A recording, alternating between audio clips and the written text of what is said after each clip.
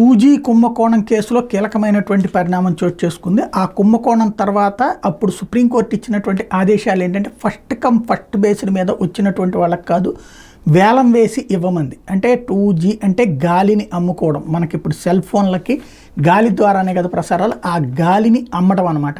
అది చెప్పింది. అయితే మొన్న దాన్ని అప్పట్లో ఆ కుంభకోణాన్ని విమర్శించినటువంటి భారతీయ జనతా పార్టీ తను వచ్చాక అట్లాగే చేస్తూ వచ్చింది. అయితే మొన్న ఈ మధ్యనే సుప్రీంకోర్టుని అప్రోచ్ అయ్యి అడిగింది, ఆ లెక్కన సరిగ్గా అవ్వట్లేదు, ఆదాయం రావట్లేదు, ఫస్ట్ కమ్ ఫస్ట్ బేస్డ్ మీద అయితే మేము బార్గెనింగ్ చేసి కాస్త ఎక్కువ సంపాదించడానికి వీలు ఉంటుంది, కాబట్టి మీరు ఇచ్చిన ఉత్తర్వుల్ని పక్కన పెట్టండి అని అడిగింది.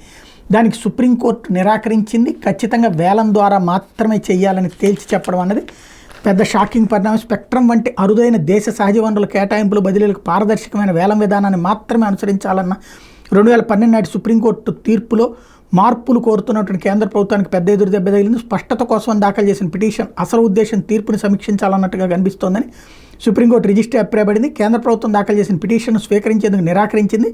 సర్వోన్నత న్యాయస్థానం 2013లో జారీ చేసిన ఉత్తర్వులను అనుసరించి ప్రభుత్వ అభ్యర్థన రిజిస్ట్రీ తిరస్కరించింది. ఏదైనా పిటిషన్ సహేతుకమైన కారణాన్ని వివరించకున్నా, యోగ్యత లేకున్నా, మోసపూరితంగా ఉన్న రిజిస్ట్రీ దాన్ని తిరస్కరించవచ్చునని ఆ నిబంధన చెబుతోంది. రిజిస్ట్రీ నిర్ణయం మీద అభ్యంతరాలుంటే పిటిషనర్ 15 రోజుల్లోగా ఈ విషయాన్ని అప్పీల్ ద్వారా న్యాయస్థానం దృష్టికి తీసుకెళ్లే అవకాశం ఉంది.